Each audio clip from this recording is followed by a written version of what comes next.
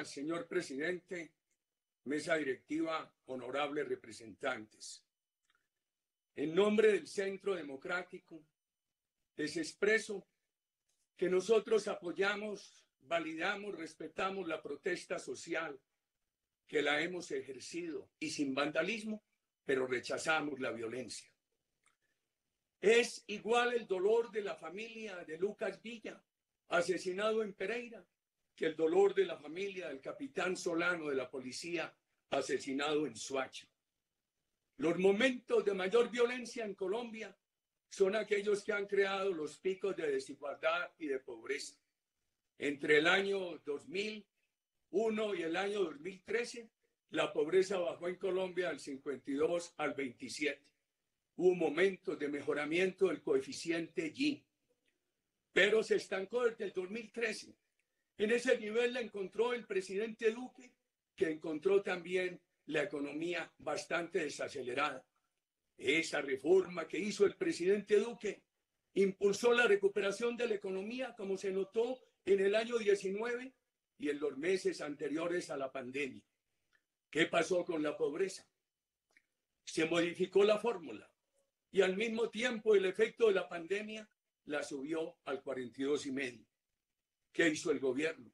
Un esfuerzo enorme, a pesar de que encontró un país deficitario, un país con alto endeudamiento no justificado. ¿Qué hizo por las nóminas? 146,000 empresas han recibido ayuda del gobierno para garantizar la nómina de 3,600,000 trabajadores. El gobierno fortaleció las viejas herramientas sociales que venían ayudando y creó una gran herramienta, ingreso solidario, que aspiramos lo pueda subir a 5 millones de colombianos como un ingreso complementario para que nadie esté en la pobreza extrema y para acelerar la superación de la pobreza monetaria. El gobierno ha ayudado muchísimo en la pandemia. Pasamos de 5,700 UCIs a 12,000 UCIs. El sistema de salud de Colombia se ha depurado. Han eliminado 10 EPS y al mismo tiempo Colombia aparece en los escalafones internacionales como el país en que menos han tenido que gastar sus ciudadanos dinero de bolsillo para atender la pandemia. Ojalá se pueda acelerar la vacunación. Nosotros hemos estimulado a los jóvenes, con excepciones como la mía, que soy abuelo. Este es un partido predominantemente de jóvenes. Comprendemos la problemática de los jóvenes. Por eso, acompañamos al gobierno en la propuesta de la doble titulación.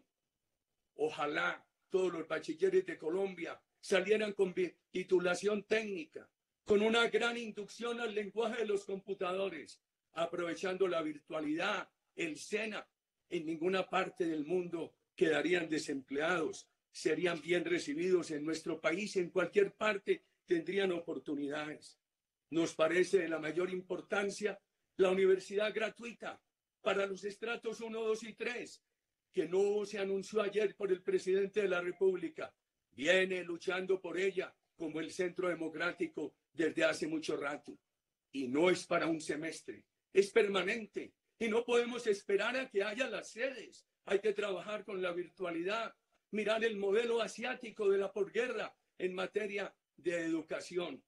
Y por favor, es bien importante trabajar esa universidad virtual, el empleo digno para los jóvenes. Este Congreso tiene la posibilidad de apoyar el empleo de 500,000 jóvenes con la propuesta del gobierno de darle a los empleadores una ayuda con el pago de la seguridad social a fin de que no se afecte el salario de los jóvenes y al mismo tiempo con la extensión del contrato de aprendizaje. Anoche la plenaria del Senado aprobó en segundo debate el proyecto de alimentación escolar todo el año y esperamos que la Cámara apruebe el proyecto del bono solidario para poder nivelar la cancha, para poder darle oportunidades a aquellos niños que nacen en hogares vulnerables. Bono que se redima cuando el joven termine universidad para un proyecto de emprendimiento o para completar la pensión. todo lo social es fundamental en esta plataforma, en este país, pero rechazamos la violencia. La violencia que ha aparecido en estos días, que no fue suficientemente estimada, no ha sido espontánea, es premeditada, orquestada. La protesta social ha sido espontánea. Entendemos el dolor por la agudización de la pobreza y también por la reforma tributaria con la cual no estuvimos de acuerdo. Reforma tributaria que se requiere, pero con una orientación muy diferente, que la paguen los sectores más pudientes para atender la problemática social de Colombia, sin afectar la confianza de inversión de propios y extraños en nuestro país. Cuidado con esos, queridos amigos. Pero el orden público, la violencia, necesita que nuestras Fuerzas Armadas estén debidamente fortalecidas. El proceso de La Habana, que las igualó con el terrorismo, la justicia ideológica sesgada de la JEP, esta narrativa de debilitarlas que infortunadamente se ha mantenido, han creado un gran debilitamiento en la acción institucional de las Fuerzas Armadas. Cuando empezó La Habana, se nos dijo que la violencia ya estaba reducida a cenizas y que era el momento de llegar a acuerdos para la reincorporación. Pues bien, lo que lograron con acuerdos, por ejemplo, con el acuerdo sobre la droga, fue pasar de las cenizas a nuevas llamaradas, 209.000 hectáreas de droga. Acabaron. ¿Qué pasó con los programas de cacao, de palma africana, de especies menores, con todas las actividades sustitutivas? Es que esa disminución que se había logrado a 42.000 hectáreas no era producto de la fumigación o la erradicación manual, sino de su combinación con los programas sociales. ¿Qué pasó con las 120.000 familias guardabosques que cuidaban nuestros recursos naturales, protegían el terreno para que estuviera libre de droga y recibían una remuneración? Las Fuerzas Armadas son titulares de obligaciones de derechos humanos y también del derecho a ser respetadas por los colombianos. Nosotros tenemos otra razón para apoyarlas. Al oír esta noche a los órganos de control, hemos ratificado que las Fuerzas Armadas de Colombia nunca han sido protegidas por la impunidad, pero además tampoco han estado al servicio de dictaduras, han sido constitucionales, han sido democráticas y también víctimas de falsas acusaciones. Un gobernador me decía esta tarde que en su departamento anunciaron que había 17 desaparecidos a cargo de las Fuerzas Armadas y que ninguno está desaparecido. Pero se ha creado en el extranjero, por la vieja diplomacia paralela de la FARC y de los grupos extremistas con los cuales coincide, la falsa imagen de que aquí, en esta gran democracia, lo que hay es violencia oficial. El policía es un ser humano. Los colombianos tenemos que querer a nuestras Fuerzas Armadas, que observen rigurosamente los derechos humanos, la Constitución, pero son las únicas para protegernos. Los hechos del sur de Cali muestran que hubo hechos que podrían ser de legítima defensa.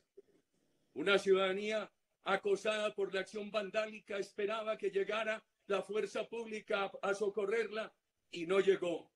Y entonces esas acciones que podrían ser de legítima defensa muestran un peligro, el peligro de que se pase a la organización de la justicia privada con toda su crueldad y desinstitucionalización que el país había superado.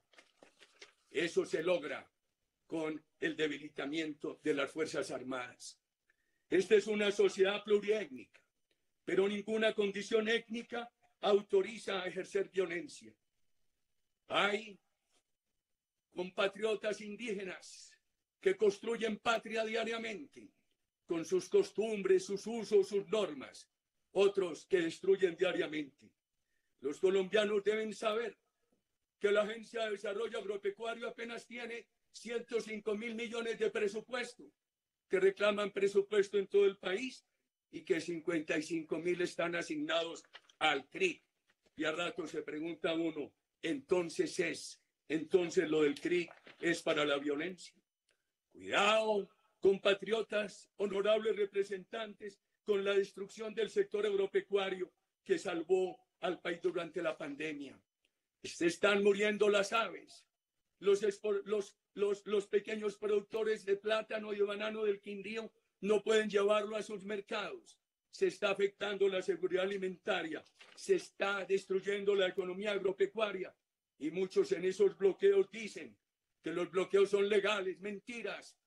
Una cosa es defender el derecho de huelga en una empresa, impidiendo que se entre a trabajar, y otra cosa es legalizar este vandalismo y esta violencia de los bloqueos. Y se repite el bloqueo, que lo que quieren es destituir a Duque, que renuncie, o llevarlo como títere al proceso electoral del 22. Yo conocí en mi juventud la discusión en las universidades públicas al interior de los grupos extremistas. Se peleaban entre ellos porque unos querían la lucha armada y otros la lucha política. Hoy se juntan. Hoy la violencia está al servicio del objetivo político de las elecciones del 22. Eso no se puede permitir, muy estimados representantes a la Cámara. Y así como aquí, en esta protesta social, hay colombianos respetables, afectados por la pobreza, por la vieja reforma tributaria ya retirada, así como comprendemos los jóvenes. Hay que señalar claramente a las disidencias de la FARC, al ELN, al narcotráfico, todavía con 150.000 hectáreas de coca, y nos quejamos de la violencia, y a lo que es la orientación internacional. Destacamos del gobierno su esfuerzo educativo. Ha crecido el presupuesto educativo en un 30%. Su transparencia, los pliegos tipos, Colombia compra eficiente. En esos sistemas que tiene el gobierno, el PMU, el puesto de mando unificado, intervienen gobernadores, alcaldes, órganos de control. Allí hay transparencia, de allí no salen órdenes de barbarie. Destacamos del gobierno su política energética y ambiental. Este país amazónico, andino, este país tan importante en materia de recursos naturales, tiene un gobierno empeñado en cuidar esos recursos naturales. El año entrante, el 14% de la generación de energía será de fuente eólica y solar. Ya han titulado 630.000 hectáreas.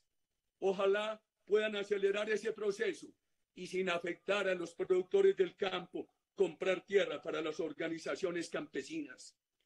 Este país, este partido, apoya totalmente la propuesta de construcción de una política para los jóvenes de Colombia. La austeridad en el Estado, la reducción del sueldo y del tamaño del Congreso, la eliminación de entidades innecesarias. Necesitamos menos Estado burocrático y más atención a las comunidades. Nosotros creemos no solamente en la seguridad con criterio democrático, en la relación entre la inversión privada, la producción y la política social. Nosotros creemos en una economía fraterna por oposición al odio de clases. Más apoyo al emprendimiento, mejores condiciones laborales.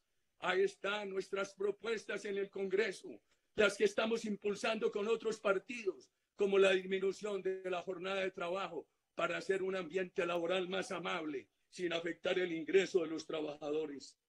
No, que no apoyamos, distinguidos congresistas, es negociar la violencia. Lo que no apoyamos es negociar los bloqueos. Cuba y Venezuela son dictaduras sin esperanza. La una ha sacrificado a 4 generaciones y la otra ya está en el sacrificio de la segunda generación. Colombia tiene una democracia que se ha mantenido en mejoramiento continuo. Existen todas las posibilidades de obtener desempeños sobresalientes en seguridad, emprendimiento y cohesión social. Gracias, señor presidente.